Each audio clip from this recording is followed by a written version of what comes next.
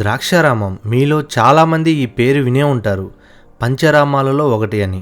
ద్రాక్షారామంలో సాక్షాత్తు ఆ సూర్య భగవానుడే శివునికి మొదటి అభిషేకం చేసిన క్షేత్రం. ద్రాక్షారామం పంచరామ క్షేత్రమే కాకుండా పంచరామాలలో లేని ఎన్నో విషయాలు ఉన్నాయి. అలాగే త్రిలింగ క్షేత్రంలో ఒకటి, శక్తిపీఠాల్లో ఒకటి, దక్షిణ కాశీగా ప్రసిద్ధి చెందిన క్షేత్రం. పూర్వం దక్షపతి నివాసించిన చోటిది. నిజానికి దక్షరామ కాలక్రమేణా దాక్షరామం అని ప్రసిద్ధి చెందింది. ద్రాక్షరామం అనే క్షేత్రం మన ఆంధ్రప్రదేశ్లో తూర్పుగోదావరి జిల్లాలో ఉంది. అలాగే పంచరామం, త్రిలింగ క్షేత్రం, శక్తిపీఠం ఎలా అయ్యాయి, దక్షిణ కాశీ అని ఎందుకంటారు అని మీకు తెలుసుకోవాలనుకుంటున్నారా? ఇలాంటివే కాకుండా గుడికి సంబంధించిన మరెన్నో విషయాలు చాలామందికి తెలియనివి చెప్తాను, తెలుసుకుందాం రండి. అయితే తిరుపతి నుంచి శేషాద్రి ఎక్స్ప్రెస్ మధ్యాహ్నం 3 గంటలకు ఉంటుంది. తిరుపతి నుంచి మధ్యాహ్నం 3 గంటలకు నేను బయలుదేరాను. కాకినాడ వచ్చేసరికి ఉదయం 6:30 అవుతుంది. ఇక్కడి నుంచి ద్రాక్షారామానికి 1 గంట సమయం పడుతుంది. చివరిగా నేను ద్రాక్షారామానికి చేరుకున్నాను. ముందుగా ఈ టెంపుల్ హిస్టరీ చెప్తాను, వినండి. హిందువుల ఆరాధ్య దైవమైన పరమశివుడికి అత్యంత ప్రీతికరమైన సమయం కార్తీక మాసం అని అంటారు. ప్రతి ఏటా నవంబర్ నెలలో భక్తులు కార్తీక మాస వ్రతాలను భక్తి శ్రద్ధలతో ఆచరిస్తుంటారు.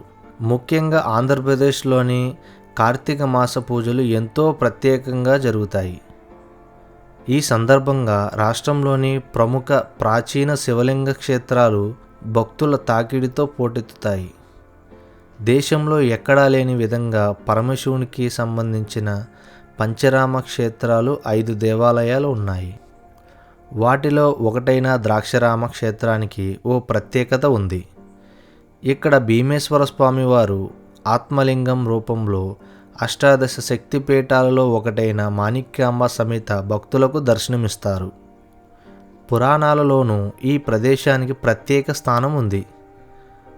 పురాణాల ప్రకారం తరకాసురుడు అనే రాక్షసుడు శివుడి కోసం ఘోర తపస్సు చేసి పరమశివుడి సాక్షాత్కారం పొందుతాడు.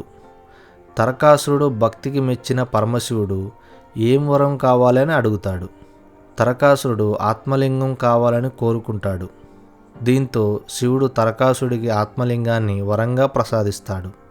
బాలుడి చేతిలో తప్ప మరెవరి చేతిలో తన మరణం ఉండకూడదని తరకాసుడు మరొక వరాన్ని పొందుతాడు. బాలుడు తనను ఏం చేయలేడనే భావనతో ఈ వరాన్ని కోరుకుంటాడు. పరమశివుడు ప్రసాదించిన ఆత్మలింగం తన గొంతులో దాచుకుంటాడు. ఆ వరం ఉందని గర్వంతో దేవతలను, ఋషులను, ప్రజలను అనేక ఇబ్బందులు గురి చేస్తాడు తరకాసురుడు. తరకాసురుడు ఆగడాలను తట్టుకోలేని దేవతలు విష్ణువు వద్దకు వెళ్ళి రక్షించమని వేడుకుంటారు. అప్పుడు విష్ణువు తరకాసురుడిని వధించడం ఎవరి వల్ల కాదని, శివంశతో జన్మించిన బాలుడు వలనే దీని పరిష్కారం లభిస్తుందని చెప్తాడు. దీంతో దేవతలు పరమశివుడిని శరణం వేడుకోగా పరమశివుడు, పార్వతీదేవి కలిసి కుమారస్వామిని జన్మనిస్తారు. రుద్ర గణములకు ఆధిపత్యం వహించిన కుమారస్వామి తరకాసురుడిపై యుద్ధం చేస్తాడు. ఆత్మలింగాన్ని ఛేదిస్తే తరకాసురుని వధించడం సాధ్యపడుతుందని తెలుసుకొని తరకాసురుని గొంతులో బాణాన్ని ప్రయోగిస్తాడు. దీంతో ఆత్మలింగం 5 ముక్కలుగా చెదిరి పడి తరకాసురుడు మరణిస్తాడు. భూమిపై 5 ముక్కలుగా పడిన ఆత్మలింగాన్ని అదే ప్రదేశంలో కుమారస్వామి, ఇతర దేవతలు ప్రతిష్ఠించారు. అవే ద్రాక్షారామంలో ఆంధ్రప్రదేశ్ రాష్ట్రంలో ఉన్న పంచరామ క్షేత్రాలు. చాళుక్య రాజైన భీముడు ద్రాక్షారామం ఆలయాన్ని నిర్మించడంతో దీనిని భీమేశ్వర ఆలయంగా పిలుస్తారు. మహాశివునికి ఆత్మలింగంతో పాటు అష్టాదశ శక్తిపీఠాలలో ఒకటైన మాణిక్యాంబ అమ్మవారు ద్రాక్షారామంలో భక్తులకు దర్శనమిస్తారు. మహాశివునికి ఆత్మలింగంతో పాటు అష్టాదశ శక్తిపీఠాలలో ఒకటైన మాణిక్యాంబ అమ్మవారు ద్రాక్షారామంలో భక్తులకు దర్శనమిస్తారు. పురాణాల ప్రకారం సతీదేవి తన తండ్రి దక్షపతి తలపెట్టిన యజ్ఞానికి రావాలని భర్తను పరమశివుణ్ణి కోరుతుంది. పరమశివుడు భార్య కోరిక మేరకు ఆహ్వానం లేకపోయినా పరమశివుడు యజ్ఞానికి హాజరవుతాడు. శివుణ్ణి ఎప్పుడూ ద్వేషించే దక్షుడు యజ్ఞశాలలోనే ఆయనని అవమానిస్తాడు. భర్తకు జరిగిన అవమానాన్ని సహించని సతీదేవి అక్కడే ఆత్మాహుతి చేసుకుంటుంది.